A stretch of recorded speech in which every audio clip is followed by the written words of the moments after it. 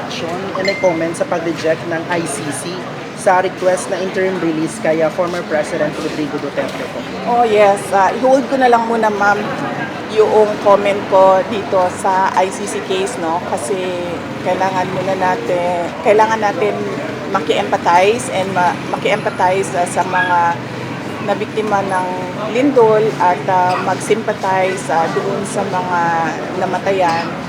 So mamaya ko na sagutin at magbigay ng komento sa ICC at sa iba pang mga issues. Reaction din po sa pagkakatalaga kay Secretary Villa sa Ombudsman.